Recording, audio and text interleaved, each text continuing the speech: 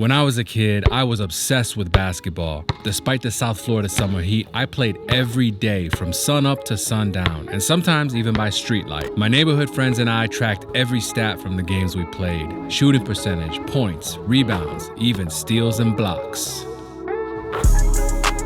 What's cracking, bro? Welcome back to Brooklyn. Today I want to talk about what I've learned from the past decade of fitness. In my early 20s, I wondered why I always had low energy, my stomach would frequently be upset, and I didn't look like any of my guy friends. It was then that I started paying closer attention to my food intake, nutrition, and I even started exercising once in a while, mostly cardio, but sometimes weights. There was never really any consistency though. But in 2013, my life came crashing down around me and I had to take a long, hard look at myself. I was reborn with a new mission to be the absolute best. And that meant taking fitness seriously. I ain't hold on to anything dragging me down. Wake up in the AM, say a prayer, then I leave out. Make sure when it come to us, the comments, they don't leave out. Yeah, I got my dogs in the back, better keep out. Oh damn, yeah, we special. Start to the finish. Back in 2013, I was as skinny as the third rail. Everyday tasks were difficult. I couldn't lift heavy objects. Basically, I was like an overgrown boy. That's when I turned to my mom for help on getting started in my fitness journey. She was and is a personal trainer and wellness coach. And honestly, there aren't that many guys out there who are secure enough to say that their fitness journey got started with the help of a woman. I had lifted weights before, but this was the very first time that I put together a solid routine and was actually following through. So, for the very first time in my life, I experienced those newbie gains. And that progress was enough to show me a glimpse of my potential, but it would only be the beginning of my fitness journey.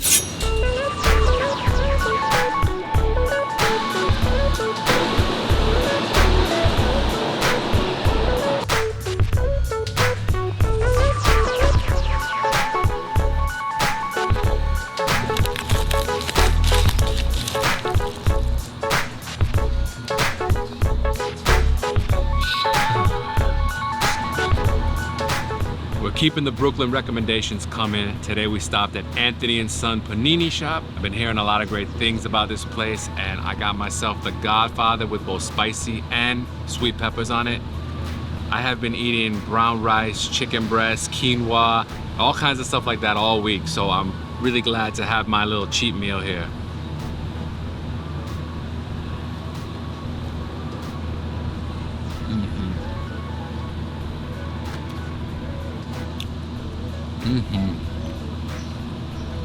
There are like 5 types of Italian meat in here: soppressata, prosciutto, mortadella, pepperoni, salami, plus mozzarella cheese. I'm in heaven right now.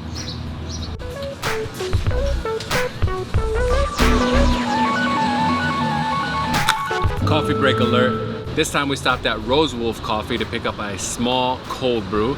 Very chocolatey and a perfect cap after eating those Italian sandwiches. You can expect a coffee break in every single one of these vlogs. For the next few years in Florida, I belonged to many gyms, from the YMCA to Planet Fitness. Even one of the local hospitals had a fitness center, and I was a member for a little bit. Then in 2016, when I moved back to Chicago, I stayed with family, and they had weights and other exercise equipment in the basement. Then I moved to Lincoln Park, joined up with the DePaul Campus Recreation Center for the remainder of my time in Lincoln Park, up until the last 6 months when I joined the Lincoln Park Fitness Center. Even one of the office buildings in downtown Chicago where I worked as a software engineer had a gym, and I would occasionally go to that on work days, much to the chagrin of my boss. My food choices, while not 100% consistent, were pretty solid. From 2016 to 2019, I was meal prepping chicken breast, rice, broccoli, having eggs, protein shakes. I led what I thought was a very active lifestyle with, for the most part, smart food choices. Then why was it that I wasn't seeing my desired results?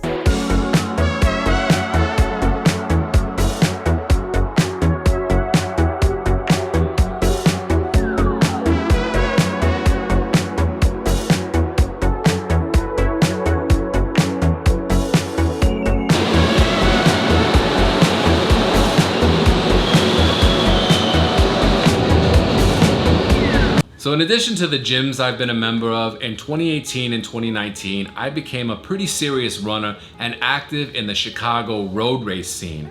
I signed up for a run for the zoo at Lincoln Park Zoo, the Bears 5K, Stan's Donuts, the Chinatown 5K. I even did the Shamrock Shuffle. But what I've tried to do so far in this video is summarize the past decade of fitness and the role it's played in my life, which is difficult at best, foolish at worst. What's not difficult though is sharing with y'all the benefits that I've seen and some of the key things that I've learned along this journey. First and foremost, you gotta find what works for your lifestyle. I definitely endorse leading an active life, and there are so many different ways you can do that. Yes, lifting weights and cardio are two of the more traditional ways, but you can play a sport. You could even just go for daily walks. Whatever fits your lifestyle and your personality is something that you should do, because the benefits that you're gonna see from working out just are immeasurable. I've heard doctors, nutritionists, and personal trainers say in interviews that if you could bottle the benefits that your body gets from exercising, put it in a tiny pill, you would sell billions the world over. You shouldn't have one source of knowledge. There's so much information out there, whether it be on YouTube and your local library, and it's all pretty much free, so definitely take advantage.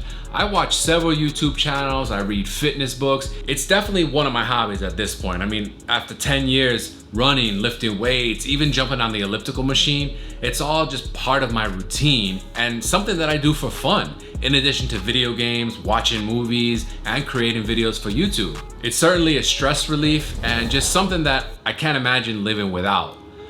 But now, as for the next destination in my fitness journey,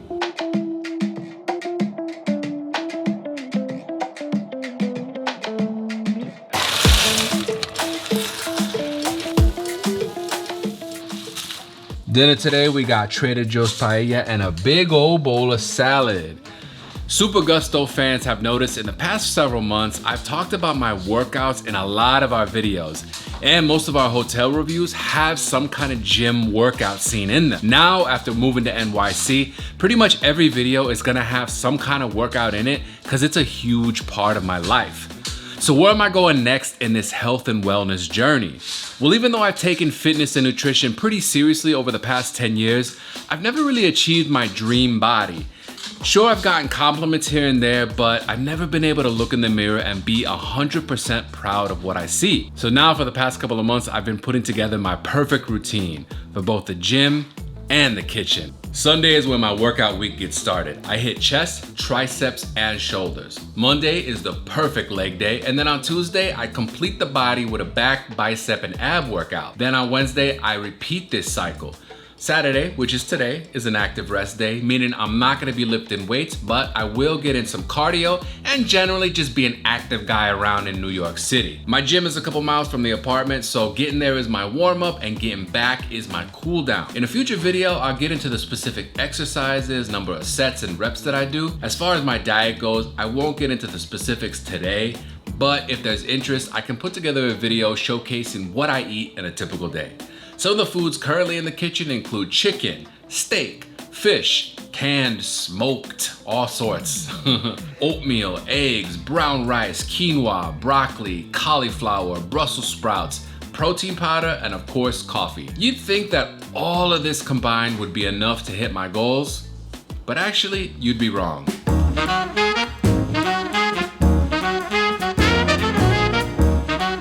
The air quality in New York City today is fair, so we decided to take advantage and come up to the roof. Plus it's nice weather and we can get a beautiful view of that Manhattan skyline. Now earlier in the video, I talked about how my childhood friends and I were so obsessed with basketball that we would track the stats in the games that we played. But you know, for some reason, I've never felt the need to be super hardcore about tracking my own nutrition and fitness.